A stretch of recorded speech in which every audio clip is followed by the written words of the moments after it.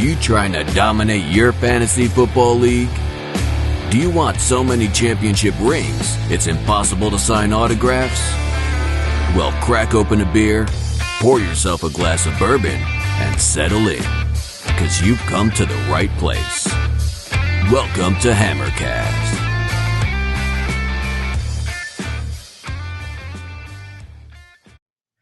What is up, ladies and gentlemen?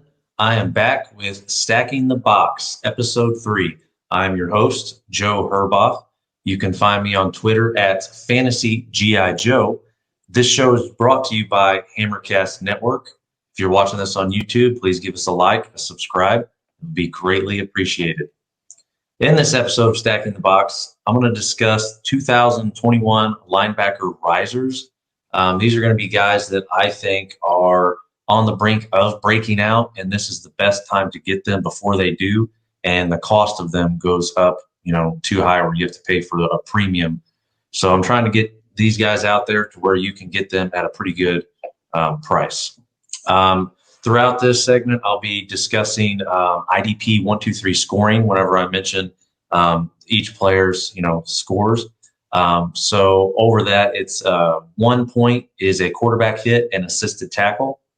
It is 2 points for a solo tackle and a tackle for loss, and 3 points for forced fumble, fumble recovery, pass defended, safety, and blocked kick, and 6 points for sack, interception, and IDP touchdown on the defensive side. I'll also be referencing impact plays. Impact plays are basically any play that a defender does that isn't a quarterback hit or an assisted tackle that affects the game. The reason that a quarterback hit or assisted tackle isn't an impact play is because it doesn't really affect the play all that much negatively. Usually on an assisted tackle, the ball has crossed the line of scrimmage. On a quarterback hit, the ball's already gotten off. So those are only worth 1 point. They're the least you can receive. And impact plays are so important because they're disruptive on the defensive side, and that's what you want. Generally, the more impact plays that a player has, generally the better they are and the more points that they're able to produce. If your league isn't using the scoring format, I highly recommend it, and or at least some version of it. You can tweak it however your league sees fit. It's all about having fun, so I would highly recommend you do some fashion of the IDP 1, 2, 3 scoring. Well, I guess I'm just going to go right into my first guy. The first guy I want to talk about is Logan Wilson. He's in his second season with the Cincinnati Bengals. Last year, he didn't really start the entire year, but when he did begin to get more snaps, he was able to produce with the limited snap count that he had. Throughout the year, he only had 343 snaps, but during that low snap count, he was able to produce 10 impact plays, which 10 impact plays for that amount of snaps is very high. So that was very promising to see. And also during that limited time, he was able to get 2 interceptions, which is always nice to see. When he dropped back in coverage, actually, he was pretty good. He had a really low passer rating against him. I'll pull up a stat on that here in a second. But he did only get to the quarterback once, just the 1 sack. So you'd like to definitely see that number increase. And he had 4 tackles for loss with 2 quarterback hits. So there's a lot more here. There's a lot more to be wanted. And I think this coming year, we're going to get it. I think this guy's going to get a starting role. And if he can just get a higher snap count, I think we're going to see his numbers shoot up really high. And I'm really excited. And let me just pull up something to compare him to. So here you see Kenneth Murray, who's a rising star for the LA Chargers that most people do know about. And in rankings, he's ranked pretty high. He's usually in the top 20. But if you see here, Wilson had, 1/3 basically of the snaps, but was able to produce more impact plays, which was very surprising to me. And then you compare their passer rating, the 112 to 66, which is a huge difference. And obviously Murray was able to produce more per game because he was on the field a lot more. But with how Cincinnati handled their draft, I really don't see a world where Logan Wilson isn't the starter. And if he is, his only competition really is Jermaine Pratt, who is just a baseline linebacker. He's not that impressive. And the Bengals didn't pick a single linebacker in this year's draft, which tells me they're committed to Wilson.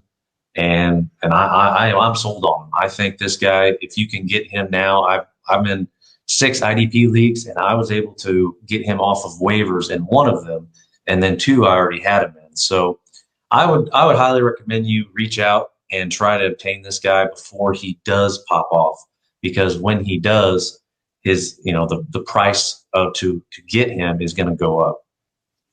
And Cincinnati's defense is improving a little bit, but they're still pretty bad. So he's going to be on the field a lot, and I think he's really. I wouldn't be shocked to see him sneak into the top 24, which is really an IDP. That is linebacker 2 numbers. So there's nothing wrong with that. The next guy I want to talk about is a linebacker for the Seattle Seahawks. It's his 2nd season with them, Jordan Brooks. He's very similar to Logan Wilson. He just played 367 snaps. He was able to produce 57 tackles, which is a pretty high tackle rate per snap, a lot higher than what Wilson was able to produce. And he had 2 tackles for losses with 2 passes defended. The only reason this guy isn't on the field more because he is a stud. I mean, they drafted him, to eventually fill the role of either Bobby Wagner or KJ Wright. Both of these guys are elite linebackers. They really are, but they're aging. Bobby Wagner's 30, KJ Wright's 31, and KJ Wright is entering the final year of his contract, and he has stated that it makes no sense for him to give Seattle a hometown discount. So you can take that how you may, but to me, that tells me that he's probably not going to be sticking around. And if that's the case, or either one of these 2 get hurt, Jordan Brooks can step in almost seamlessly and produce potentially top 10 linebacker numbers immediately. He's that good. So I think the writing's on the wall for Brooks, and you'd almost have to get him now while he's relatively cheap. I did actually reach out to the fantasy manager of him in several leagues, and I was able to get him in one. And a couple of them, they're truthers. They got him on the taxi squad, which is the right thing to do. He's a guy you want to hang on to. There's no sense in trading him. You're not going to get what he's going to be worth. And if, heaven forbid, if Wagner or KJ Wright did go down this year, like I said, he's going to step in and he's going to produce very similar numbers. As you can see here, that's a low number of impact plays, but again, he wasn't on the field an awful lot, in the 370 range. But I see no reason why in 2022 he's not their starting linebacker. And it could come sooner, due to injury or what have you, maybe contracts dispute. I mean, who knows? But he's a very young guy. He's got the pedigree. He's got the size. There's really nothing about this guy that screams he's not going to be able to perform, at the NFL level. And let's see, they drafted him. They drafted at. Oh, they drafted him in the 1st round in 2020. So yeah, 27th overall. So yeah, he's there. He's there to replace KJ Wright would be my guess. So like I said, if you can get this guy now, yeah, he may not produce for you immediately, but I definitely see him producing for you at the latest in 2022. All right, moving on. Next guy that I'm going to talk about is Alex Singleton, linebacker for the Philadelphia Eagles. It's his 3rd season with them. He's 27 years old. This guy is very interesting to me. He played 3 seasons before he made it to the NFL in the CFL, which is kind of odd. So he kind of showed up to the NFL at a little bit more of an advanced age, and he signed on to the practice squad with the Philadelphia Eagles in 2019. And during that year, he only played special teams. So he really didn't make much of an impact. And he wasn't on anybody's radar for this for any reason. He was a little older, not getting drafted by the NFL, pretty much just everyone casted him aside. But then 2020 hits, and the Eagles were defense was killed with injuries. And by week 6, he found himself a starting linebacker. And he did not look back when he got that starting role. He put up really good numbers. As you can see here, he put up 120 tackles. He, only 2 sacks, but I look for that number to increase. 12 impact plays, which is pretty good. It's not terrible.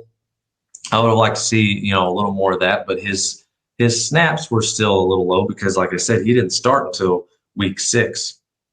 So he was able to get up to 748 snaps, and that number will increase this year. And the thing to remember too with Philadelphia Eagles linebacker is their defense, their team is bad. So he's going to be on the field all the time. He's going to get the opportunities, and really that's what you're looking for is a starting player that's on the field and has the opportunities to produce.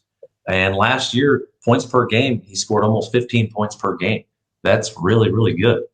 So I'm excited to see what he can do with a full season under his belt. And I'm really rooting for the guy. It's kind of a cool story that he, started out in the CFL for 3 years and was actually a star over there, and then was able to find a home with Philadelphia. All right. Next guy I want to talk about is Leonard Floyd. He is a linebacker for the Los Angeles Rams. It's his 6th season, but it's only his 2nd with the Rams. He's 28 years old. He was a former 9th overall pick for the Chicago Bears, and he really didn't seem to fit in with the Bears. He, whether it was a scheme issue, I'm not really sure what the deal was with him there, but once he left, he, got to LA, and the change of scenery really did him some good. In 2020, he posted a career high 55 tackles, 10.5 sacks, 19 quarterback hits, 11 tackles for loss. So really just 2020 across the board, he was able to set up a career year, which they needed. And he's really the only linebacker that they've really committed to that I can for sure say does have a starting job, which is kind of wild to say at this point, but it's true. Let's see, I think I have something on him. I can't find it. So yeah, this guy, he's a hell of a player, and I'm really excited to see him to progress because the Rams also, I don't really know what they're doing, but they didn't address their linebacker, necessarily issue in the draft either. And they extended him to a 4-year, $64 million contract, which is, means that he's going to be around for a while. And in their division, their divisional opponents, he's going to be on the field a lot. They have a lot of good offenses in that division, the NFC West. And I honestly, at this point, I think the Rams are probably battling, Arizona for the bottom of that division. So I wouldn't be super shocked to see them struggle on offense. I hope they don't, I'm a big Matthew Stafford fan, but wouldn't be shocked to just see them at worst in a bunch of shootouts. And if that's the case, that's perfect for Floyd. He's going to be on the field a lot. He's going to be able to get them tackles and try to make some impact plays, with some sacks and forced fumbles. And that's, again, what you want. You want your, positional IDP player to have the opportunities to do that, because if they don't have the opportunities, a high number of opportunities, they're not going to be able to pump those numbers up very high. And I really think this guy could honestly sneak into, a mid-level linebacker too. I mean, he's pretty good. And he did have his rookie year with Chicago was pretty good. He put up 7 sacks, 33 total tackles, which is a little low, but did get a touchdown that year. And he actually had a safety in each of his first 2 years. So this guy's pretty disruptive. He gets behind the line, and when he does, he makes something happen. He doesn't always get that quarterback sack or quarterback hit, but he's always behind the line, it seems, and that's definitely what the Rams have been missing. So moving on, I'm going to move on to Foyer Aluagun. He's entering his 4th season with the Atlanta Falcons. He's a 25-year-old linebacker. Atlanta drafted him in the 6th round in 2018. I doubt they ever figured that he would be a starting linebacker for them and put up the numbers that he did last year in 2020. But he put up pretty damn good numbers, especially for a 6th-round pick. He had 117 total tackles, 4 tackle for loss, 9 quarterback hits. And let me pull up this just to compare him to somebody, to give you somebody to reference to. Everybody knows Joe Schobert, and he is a stud. But if you look here, Schobert put up, he was on the field a lot more, 250 plus, more snaps. But, the tackles, he had a little more due to the snaps. But impact plays, Schobert only had 1 more than Foyer and 2 more tackles for loss and the same amount of pass deflections. So, but everybody knows Joe Schobert. A lot of people aren't really on to Foyer Aluagun yet.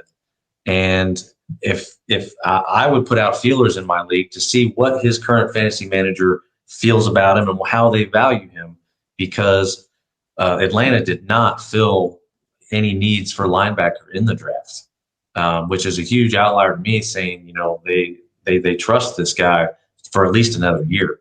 So he could make a pretty big difference on your team if you don't have him. And I would highly recommend going out again and seeing what you could, get for him, because his numbers, I think, are just going to improve. And if they do, the cost is going to go up, especially he's not really a big name yet, but I think he will be, especially by the end of 2021. Well, that's it, guys. I discussed the 5 linebacker risers for 2021. And again, this is the time of year with rookie drafts happening, upcoming, just ending, to look into this stuff and to go after these guys before they pop, before, the season starts or they get hyped up somewhere and, that cost starts going up. This is the perfect time of year to get them at the cheapest that you're possibly going to be getting them. So I hope you found this information helpful. Next show, I'll be discussing defensive back risers for 2021. And if there's anything you guys want me to cover, please comment on YouTube, message me on Twitter. Just let me know how I'm doing. Let me know anything you want me to, bring up in the discussion, and we'll do it. And again, please be sure to give a thumbs up and subscribe to the channel for more great IDP and Dynasty content. And it's been a pleasure. Until next time, good luck with your rookie drafts, and we're out of here. Did you get all that? If not, make sure you head over to hammercast.com, subscribe, and join the Hammer Nation. Until next time, keep grinding.